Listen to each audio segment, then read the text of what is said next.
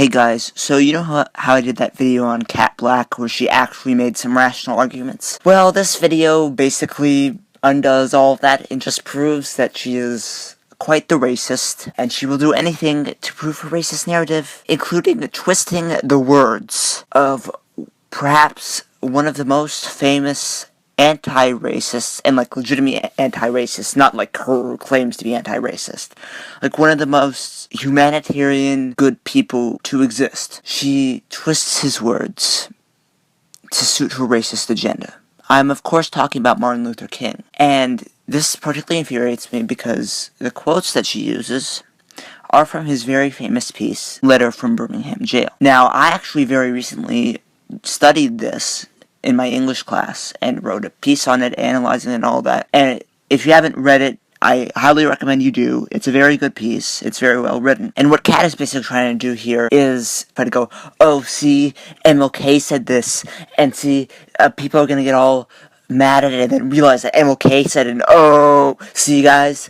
But what she's doing is completely taking him out of context, completely twisting his words, and it's such a shame, because MLK, as you all know, was a good man who legitimately fought for the rights of black people who were legitimately oppressed, and all she's doing is trying to feel a racist narrative that MLK never would have supported. I mean, I swear, if MLK came across people like Cat Blaque, he probably would have gone against his tenets of nonviolence and smacked the living shit out of them. I mean, seriously. But let's just get into the video. By the way, I will link a PDF of Letter from Birmingham Jail so that you can read it in its full context, because like I said, I do recommend reading it so you can get the full context of it, and it's worth reading anyway. Negroes have proceeded from a premise that equality means what it says, and they have taken white Americans at their word when they talked of it as an objective. But most whites in America, including many persons of goodwill, proceed from a premise that equality is a loose expression for improvement. White America is not even psychologically organized to close the gap. Essentially, it seeks only to make it less painful and less obvious, but in most respects, to retain it. Most of the abrasions between Negroes and white liberals arise from this fact. For years now, I have heard the word wait. It rings in the ear of every Negro with a piercing familiarity. This wait has almost always meant never. What Kat is trying to say and what King was trying to say when he wrote his letter are two completely different things. This is why she's completely taking him out of context. And she isn't even starting from the beginning of his letter or anything like that. Again, she is not providing the full context. She's just starting in the middle of his letter and just taking out a very specific section of his letter. So she is completely quoting him out of context. What she is talking about is her Black Lives Matter microaggression stuff. That's what she's talking about in terms of racial equality. What King was talking about in terms of racial equality and being told to wait, and it almost always meaning never, was segregation. Those are two completely different things, Kat. How do you not realize that? I think she does realize this, but she wants to do a false equivalency and compare herself to Martin Luther King. It has been a tranquilizing thalidomide, relieving the emotional stress for a moment, only to give birth to an ill-informed infant of frustration. We must come to see that with the distinguished jurist of yesterday, that justice too long delayed is justice denied. You may well ask, why direct action? Why sit-ins, marches, and so forth? Isn't negotiation a better path? I actually have the text of Martin Luther King's Letter from Birmingham Jail with me right now, and to me, just reading along with what she's saying, she's jumping around what she just read, the whole part of the tranquilizing thalidomide and then going to direct action. She just went from a part that occurs later in his letter and then went back to the beginning of his letter. So she's not even going in sequential order. So again, completely twisting his words, completely taking him out of context, completely being dishonest here. You're exactly right in your call for negotiation. Indeed, this is the purpose of direct action. Nonviolent direct action seeks to create such a crisis and establish such a creative tension that a community that has consistently refused to negotiate is forced to confront the issue. Okay, so again, context, which Kat conveniently fails to provide, and which, if you read the full text of King's letter from Birmingham jail, you can get the full context. What King was talking about was, again, segregation, which is completely different from what SJWs are trying to accomplish. But what King was talking about when he talked about direct action was his peaceful protest, which I'm sure you've all heard about. He would do mass marches with a bunch of people, where all he would do would just do protests with people. Completely peaceful assembly. You know, not violent protests like they did at Berkeley or anything, not interrupting a vigil for people who died in a tragedy. I know those aren't related. I know the Berkeley stuff isn't like BLM, but I'm talking about SJWs in general. Not the violent stuff that SJW activists have been doing. Peaceful protests. Stuff like sit-ins. Stuff like marches. Stuff like the bus boycotts. You know, actually peaceful stuff. That's what he meant when he said direct action. Not your type of direct action. You express a great deal of anxiety over our willingness to break laws. We can never forget that everything Hitler did in Germany was legal, and everything the Hungarian freedom fighters did in Hungary was illegal. Again, she just skipped like 7 paragraphs of his letter from Birmingham jail. She's completely mincing up his entire letter and just cherry-picking all the parts that she likes. It was illegal to aid and comfort a Jew in Hitler's Germany. But I'm sure that if I had lived in Germany during that time, I would have aided and comforted my Jewish brothers, even though it was illegal. If I lived in a communist country today, where certain principles dear to the Christian faith are suppressed, I believe I would openly advocate disobeying these religious laws. I'm glad at least you mentioned the part where King talked about both Hitler and the communist regime, because at least you're acknowledging, Kat, that both authoritarian rightism and authoritarian leftism can exist. So I'm glad we're both at that point there, Kat. I'm glad at least you didn't take King out of context for that. I must make 2 honest confessions to you, my Christian and Jewish brothers. First, I must confess that over the last few years, I have been gravely disappointed by the white moderates. I have almost reached the regrettable conclusion that the Negro's great stumbling block in the stride towards freedom is not the white citizen's counselor or the Ku Klux Klanner, but the white moderate, who is more devoted to order than to justice, who prefers a negative peace, which is the absence of tension, to a positive peace, which is the presence of justice, who constantly says, I agree with you in the goal you seek, but I can't agree with you in your methods of direct action. What King was talking about were people who were complacent. The people he calls the white moderates are white people who would say, okay, well, eventually I want segregation to be over, but you guys just gotta wait. Remember, this was talking about segregation, not microaggressions, not shampoo aisles, or any of the stuff that you guys complain about. Now, I will concede that when BLM very occasionally talks about legitimate cases of police brutality in which racial profiling might have been a factor, yeah, that is legitimate racism. But they very rarely talk about that. Normally it's just cases where it's very questionable. And even so, that's not on the same level as segregation. That's not in the same context. And most of the quote-unquote black activism that's going on is not even about police brutality or the police force in general. No, it's all, my microaggressions, you touched my hair. And that's nothing compared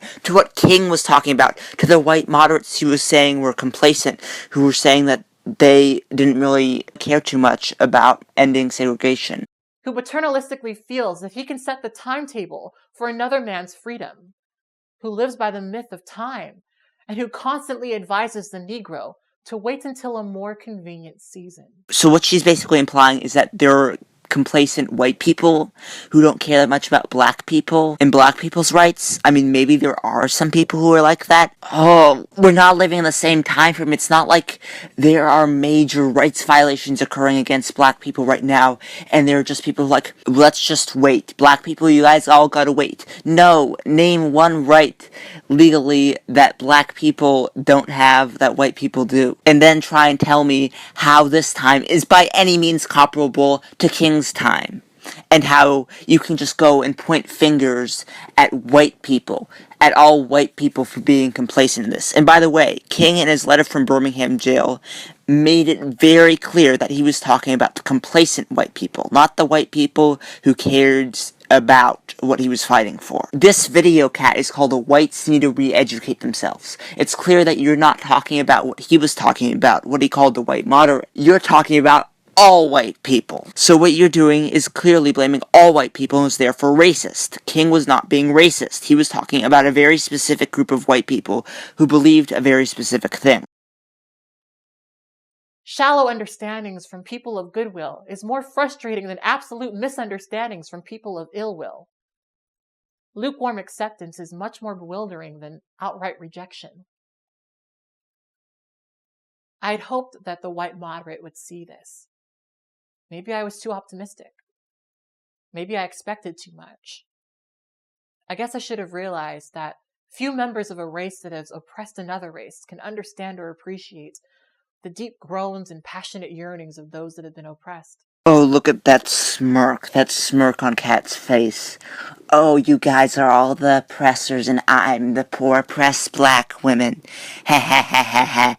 No, Kat. Again, it was different times. It was completely different times. Back then, the laws were genuinely oppressive to black people. King talks about it in his letter, and you conveniently left us out. In fact, Kat doesn't mention segregation at all, even though if you actually go and read the letter to Birmingham jail, that's pretty much all King talks about. But King talks about how children could not go to amusement parks because they were black. Black people could not go to hotels because they were black. You couldn't go to the same restaurant as a white person because you're black. You couldn't go to the same hospital as a white person because you're black. In fact, I'm pretty sure you can go to most hospitals because you were black. You couldn't go to a lot of movie theaters because you were black. You couldn't marry a white person because you were black. In fact, I'm pretty sure pretty much anybody of any two different races couldn't marry at that time. And the list goes on. There were so many issues with segregation at that time that King talks about. And he lays this very convincing argument about how bad segregation is. He talks about it extensively. That is the context for his letter. And you leave all of the context out and basically make it look like he was a racist. That's basically what you do, just so you can fit your racist agenda. And it's so selfish of you, Kat. I'm sure that there are some people who are going to watch this video, realize that the quotes are from MLK, and then think that MLK was a racist or something like that. And if you actually read the letter, that wasn't true at all. By no means was he condemning all white people. He was talking about the particular white people who were complacent and didn't realize how bad segregation was. And he was talking specifically about how bad segregation was, which you don't mention at all in these quotes from him. And you completely take it out of context. You leave out so many parts of his letter. You jumble up all these various parts of his letter. Again, I will leave it in full context so that you can read it, because again, it's definitely worth the read. But Kat, this is just so dishonest and so racist. And it makes MLK look bad. It makes everybody look bad. And still fewer have the vision to see that injustice must be rooted out by strong, persistent, and determined action. And again, what MLK meant by action is not what you mean by action. What you mean by action is this radical, violent action, like all these riots and stuff. What MLK meant by action was non-violence. There's a core difference there. You don't make that distinction. Of course you don't.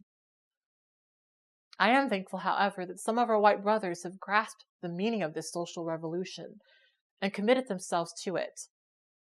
They are still too small in quantity, but they are big in quality. Whites, it must be frankly said, are not putting a similar mass effort to re-educate themselves out of their racial ignorance. It is an aspect of their sense of superiority that white people of America believe they have so little to learn. The reality of substantial investment to assist Negroes into the 20th century, adjusting to Negro neighborhoods and genuine school integration, is still a nightmare for all too many white Americans. These are the deepest causes for contemporary abrasion between the races. Loose and easy language about equality, resonant resolutions about brotherhood, fall pleasantly on the ear. But for the Negro, there is a credibility gap that he cannot overlook. He remembers that with each modest advance, the white population promptly raises the argument that the Negro has come far enough. Again, King was talking about the white moderates who were the primary audience he was addressing. He was talking about the people saying, oh, black people have already come far enough. Just wait, we don't really need equality at this point. But what Kat is implying is that this is all white people, and that again, this is applicable to modern day, and not to back where it was in King's time. Each step forward accents an ever-present tendency to backlash. These have been the words of Dr. Martin Luther King. Remember that the next time you quote him in order to moderate how black people express their pain and fight for their humanity. It's sad that so many of his words still hold relevance today. And you know what of his words definitely still hold relevance today, but sadly have not been followed by you, Kat, or by many people? You guessed it, not judging people by the color of their skin, by the content of their character. Who guessed?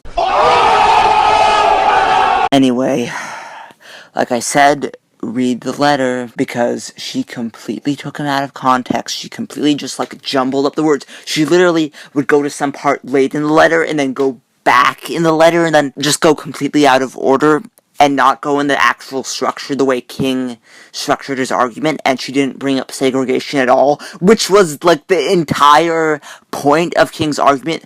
The whole point of the letter was that he was talking about segregation, and the way the particular audience he was addressing thought of segregation and how that was affecting the way segregation laws were being passed.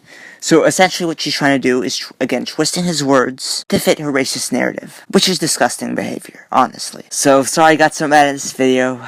As always, I hope you enjoyed this video, and thanks for watching.